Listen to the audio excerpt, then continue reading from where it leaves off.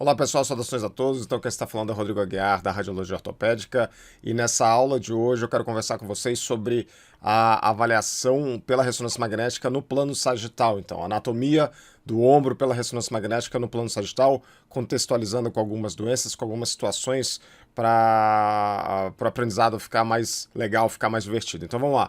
Falando então dessa anatomia, como é que eu avalio as imagens no plano sagital? Eu vou começar com vocês com os cortes mais proximais, tá? Com cortes mais mediais, e depois a gente vai para os cortes mais laterais. O importante já de falar para vocês nos cortes mais mediais é que a gente tem que sempre pegar o Y da escápula aqui no plano sagital. Isso tanto faz no T2 com saturação de gordura ou no T1 sem saturação de gordura, porque o importante no plano sagital é a gente conseguir identificar os ventres musculares do manguito rotador para a gente poder falar para o ortopedista, para a gente poder analisar as imagens e ver se existe ou não existe atrofia lipossubstituição. Isso é uma coisa que o ortopedista, que o clínico, ele precisa saber, e essa é uma informação que a ressonância ela dá, mas para isso a gente precisa que os cortes comecem ali no mínimo na região do Y aqui da escápula, no plano sagital, para a gente conseguir avaliar bem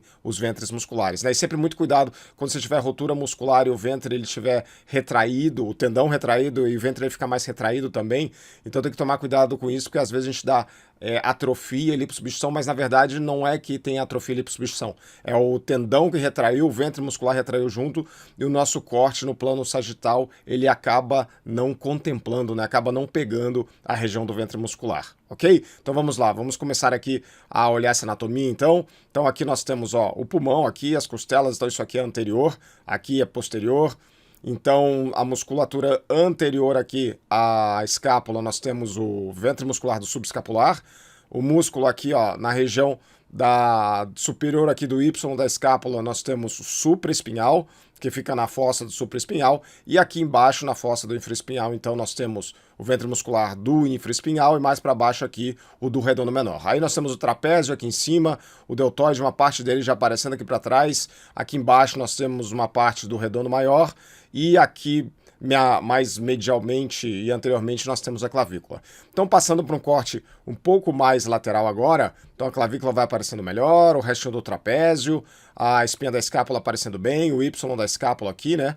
O ventre muscular do supraespinhal, do infraespinhal, do subescapular, do redondo menor. Então a gente vendo, ó, estamos vendo os 4 ventres musculares que compõem o manguito rotador aqui muito bem nessa imagem.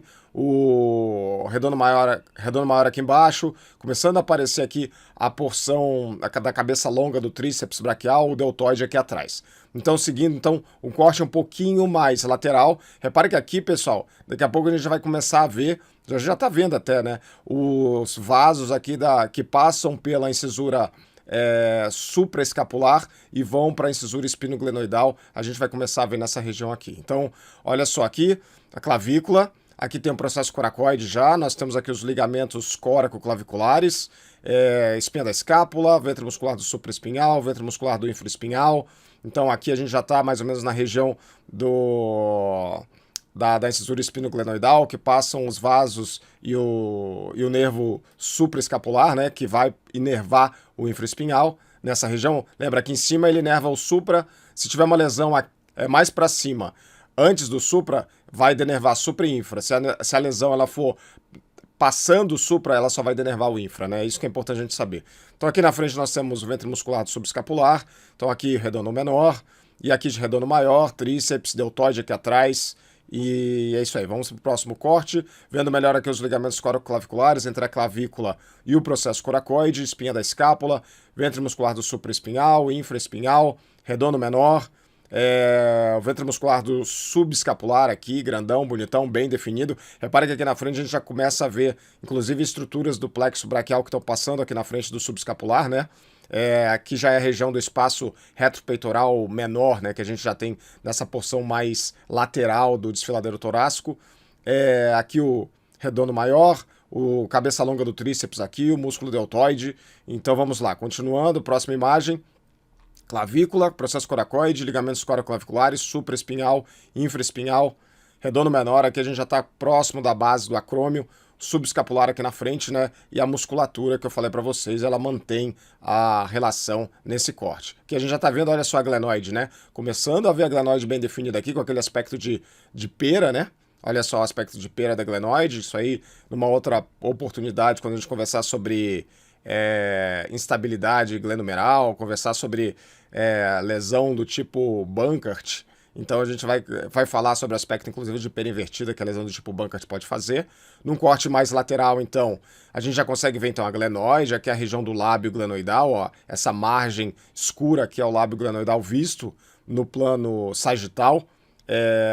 Eu acho que esse aqui é um plano legal para ver o lábio glenoidal assim, para avaliar difusamente a extensão da lesão, principalmente em lesões mais grosseiras, em lesões mais bem definidas, né? Porque nas lesões finas, nas lesões pequenas, a gente vai se basear muito no plano coronal para achar a lesão no lábio superior e inferior e no plano axial para achar a lesão no lábio anterior e posterior, ok? Então aqui, ó, ventre muscular do supraespinhal, o tendão principal do supraespinhal está se formando aqui na frente, né? O ventre muscular do infraespinhal aqui, com o tendão do infra, o redondo menor, subescapular, processo coracoide, clavícula, ligamentos coracoclaviculares aqui de novo. Lembrando que, com relação aos ligamentos coracoclaviculares, o ligamento mais central, mais medial é o conoide e o ligamento mais lateral é o trapezoide. Então aqui a gente já está mais lateral, a gente está pegando mais a porção do ligamento trapezoide, né, que faz parte dos ligamentos coracoclaviculares. E aqui a musculatura do deltoide, uma parte aqui, o feixe vascular e nervoso passando aqui para a região axilar aqui, indo para o braço, né? Então a gente consegue ver bem essas estruturas aqui nesta região. Próximo corte, clavícula, acrômio, daqui a pouco vai formar a articulação acromioclavicular, supraespinhal aqui em cima, infraespinhal posterior superiormente, redondo menor, subescapular aqui na frente. Repare que aqui a gente já está começando a ver o recesso subescapular aqui em cima, processo coracoide está aqui. Isso daqui, ó, deve ser o tendão do peitoral menor se inserindo aqui no processo coracoide, né? Às vezes o tendão do peitoral menor ele acaba até passando por cima do processo coracoide, indo se inserir junto do tendão do supraespinhal, nas estruturas do intervalo dos rotadores. Isso é uma variação anatômica que de vez em quando a gente identifica, né? Então, veja que uma parte do lábio glenoidal que a gente consegue ver bem, né? Essa parte mais preta aqui, mais escura, é o lábio glenoidal. Fiquem ligados que aqui a gente já está vendo, ó, uma parte aqui da bolsa axilar, do recesso axilar no plano sagital, é assim que a gente vai ver. Mas fiquem ligados que daqui a pouco a gente vai ver o tendão do cabo longo do bíceps saindo dessa região aqui, superior do lábio glenoidal aqui, né, no complexo bicipito-labral. A gente também deve começar a ver um ou outro ligamento glenumeral, mas isso aí a gente vai ver numa aula específica para anatomia quando a gente faz a artrorressonância, mas isso vai ficar para uma outra aula. Mas reparem que a gente já está vendo, ó, o lábio glenoidal aqui, o supraespinhal aqui, o subescapular aqui. Essa aqui, ó, entre o supraespinhal e o subescapular, essa área é a área do intervalo do manguito rotador, né? A área do intervalo dos rotadores é nessa região aqui que acontece. Então vamos lá, próximo corte. Então esse corte aqui já tem bastante coisa para a gente identificar, né? Articulação acromioclavicular aqui, bonitinha, bem definida, clavícula e o acrômio, tá? Supraespinhal, infraespinhal, redondo menor, subescapular aqui, ó, o subescapular já tá ficando com aquele aspecto do tendão dele multiestriado, né? São vários feixes tendíneos aí de mais ou menos de 4 a 7 feixes tendíneos no terço superior e médio aqui que vai formar essa porção superior e média do subescapular. Lembrando que a porção inferior do subescapular, que é mais para baixo aqui, ela se insere não em forma de tendão, mas em forma de músculo mesmo no colo cirúrgico meral. Aqui atrás o redondo menor faz a mesma coisa, né? Ele tem uma inserção tendínea principal, mas embaixo aqui tem uma inserção muscular também associada, ok? Então partindo aqui para a região do intervalo dos rotadores, ó. Então aqui a gente tem, ó, o cabo longo do bíceps aqui, que ele saiu ali do complexo bicipito-labral superior. Aqui a gente tem, ó, o ligamento coracomeral, que é esse ligamento aqui, tá? E aqui nós temos o ligamento glenomeral superior, ó. Então, lembrando que essas são estruturas do intervalo dos rotadores, o ligamento coracomeral, o ligamento glenomeral superior, eles ajudam mais lateralmente a formar a polia bicipital, né, o ligamento glenomeral superior, junto com fibras mediais do ligamento coracomeral e mais parte do tendão do subescapular, a parte mais superior, isso aí vai formar o assoalho da polia bicipital, enquanto que a porção lateral do ligamento coracomeral com as fibras articulares e anteriores do supraespinhal vão ajudar a formar o teto da polia bicipital. Então, passando para um corte agora mais lateral. Então, aqui a gente tem, olha só que bonito, né? O tendão do supraespinhal aqui, o ventre muscular e tendão, né, do supraespinhal aqui, o infraespinhal, basicamente, agora vendo bastante o tendão dele, o redondo menor aqui com a porção tendínea e muscular, o subescapular aqui, ó, com a porção tendínea e muscular mais para baixo aqui, tá? Esse aqui já é o latíssimo do dorso, que a gente consegue ver uma parte do tendão aqui, que daqui a pouco vai se inserir na região proximal do húmero. A acrômio clavicular aqui já está passando, né? A gente consegue ver o restinho da articulação aqui, mas principalmente o acrômio e a clavícula já está ficando mais medial. E aqui na região ó, do intervalo dos rotadores, olha que bonito, né? O ligamento coracomeral aqui, né? Olha só, fazendo o teto aqui dessa região, né? O ligamento glenomeral superior aqui. Então, lembra que eu falei para vocês da polia bicipital mais para frente? O ligamento coracomeral, ele vem aqui, ele reveste, ele passa por cima do tendão do cabo longo do bíceps, dessa porção intraarticular ou horizontal do tendão do cabo longo do bíceps, se junta com fibras da superfície articular e da porção anterior do supraespinhal para formar o teto da polia bicipital, enquanto que as fibras mediais elas vão se juntar com o ligamento glenomeral superior e mais com as fibras mais superiores do subescapular para formar o assoalho da polia bicipital. Passando então para um corte mais lateral, então a gente tem aqui ó, o acrômio, tá? E agora aqui ó, a gente já começa a ver o ligamento coracoacromial, né? Então tava faltando ele para entrar na festa aí, né? O processo coracoide está aqui, o acrômio está nessa região e agora a gente tem um ligamento aqui ó, que está ligando o processo coracoide até o acrômio, que é o ligamento coracoacromial. Então, continuando aqui nessa região, já que a gente está na região do intervalo dos rotadores, a gente tem aqui ó, o ligamento coracomeral, então aqui em cima, o tendão do cabo longo do bíceps, o ligamento glenomeral superior está nessa região, aqui a gente tem o tendão do subescapular, tá? A porção mais tendínea subescapular, aqui a porção mais muscular do subescapular, aqui o tendão do supra, né? O resto do ventre muscular do supra aqui, o tendão do infraespinhal aqui, o redondo menor com a porção tendínea e a porção muscular aqui para baixo, o deltoide aqui, né? Ele começa a revestir toda essa região aqui, com inserção no acrômio, e mais para frente, anteriormente, tem inserção na clavícula distal. Então, o latíssimo do dorso aqui se inserindo na porção proximal do húmero também. Passando para um corte mais lateral. Então, olha só, o acrômio, o ligamento coracoacromial, está bem definido aqui, a gente consegue ver. Às vezes, pessoal, esse ligamento coracoacromial, ele se insere aqui no acrômio, ele fica bem espessado nessa região. Isso aqui é até uma das causas de impacto subacromial que a gente consegue ver no exame de imagem, né? Então ficar atento para isso.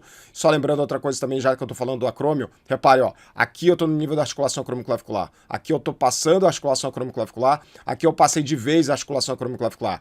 Essa é a região, digamos, daqui para cá, ó, essa é a região para a gente ver qual que é o tipo do acrômio, se é o acrômio tipo 1, acrômio tipo 2, acrômio tipo 3 ou acrômio tipo 4, né? Então tem que passar a articulação acromioclavicular para a gente identificar qual que é o tipo do acrômio, porque senão os osteófitos da acromioclavicular, eles podem induzir a gente da acrômio tipo 3, que é o acrômio ganchoso, né, para todo mundo. Então, vamos lá, falamos do acrômio, falamos do ligamento coracoacromial aqui. Então o ligamento coracomeral, ele tá aqui para cima, ó.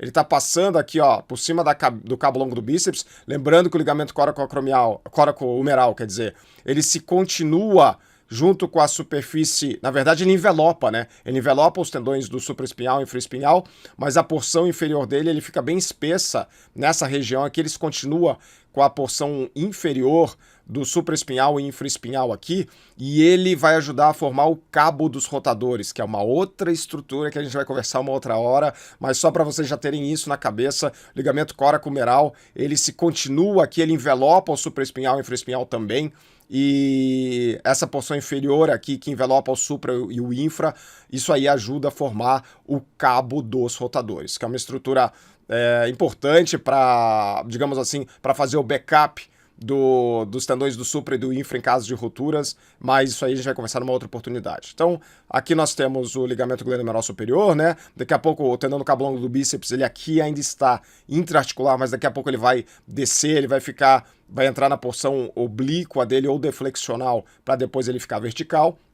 Então aqui na frente nós temos o tendão do subescapular, a porção muscular do subescapular insercional, o tendão do redondo menor, a porção muscular do redondo menor insercional também aqui para baixo, e aqui então o supra, né, com o tendão principal dele que é mais anterior, e o infraespinhal aqui, né, o tendão do infraespinhal e o músculo deltoide revestindo aqui toda essa região nesse corte mais lateral. Indo para o corte mais lateral ainda, o acrômio está desaparecendo já, então aqui a gente já tem os tendões naquele envelopamento dos tendões do manguito rotador em volta da cabeça humeral, né? Então superiormente aqui a gente tem o supra, superiormente a gente tem o infra, posteriormente a gente tem o redondo menor, aqui na frente o subescapular, né?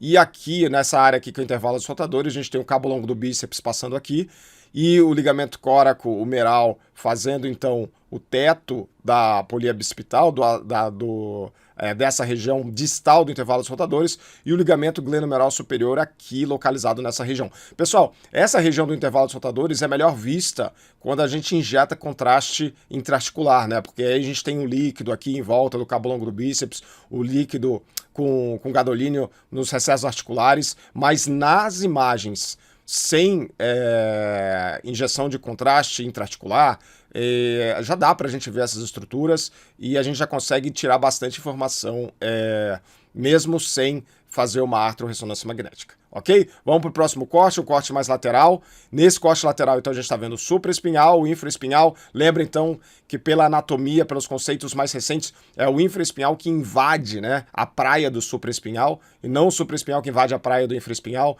Então, sempre tem isso em mente. Então, quando vocês tiverem com uma lesão aqui na região posterior do supra, mais ou menos aqui, ó, passar para um corte mais lateral, ó, nessa região também, nessa região aqui, isso aqui deve estar pegando supra e infra, tá? Porque o supra é que invade uma parte da faceta horizontal, aonde se insere o supra, o infra que invade a faceta horizontal, onde se insere uma parte do supra, né? E não o contrário.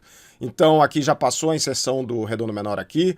Então aqui, nesse corte lateral, a gente tem a inserção aqui a tendinha do subescapular aqui para cima, o cabo longo do bíceps com a polia bicipital agora ficou meio bagunçado, ela está nessa região, né? Nessa região aqui. Às vezes, quando a gente tem uma rotura da porção superior do tendão do subescapular, que é a região que mais rompe, o tendão do cabo longo do bíceps, ele desce, ele se insinua por entre as fibras do subescapular, e a gente consegue ver isso no plano sagital também, tá? E aqui o músculo deltoide revestindo tudo isso daí. Para um corte mais lateral ainda, então a gente vê o supraespinhal, o infraespinhal aqui, então aquela área de junção entre o supra e o infra, lembrando então que é o infra que invade a praia do supra, o subescapular aqui um pouquinho, aqui a gente já vê, ó, o tendão do cabo longo do bíceps, então, que ele passou da porção horizontal, né, da porção intraarticular, então ele passou pela região deflexional, oblíqua, e agora ele já está na porção vertical aqui, que é a porção que ele fica no sulco bicipital,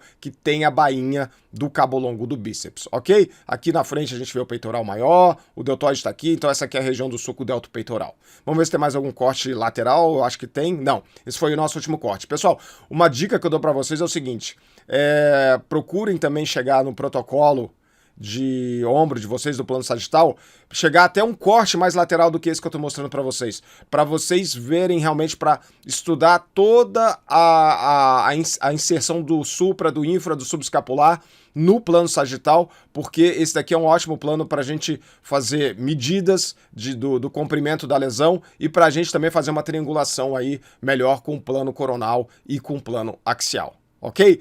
Pessoal, então era isso dessa aula, dessa avaliação no plano sagital do ombro. E se vocês gostaram, aí se inscrevam no canal, ativem as notificações para receber os novos conteúdos, compartilhem com os colegas esse conteúdo, e aquele abraço e até a próxima aula.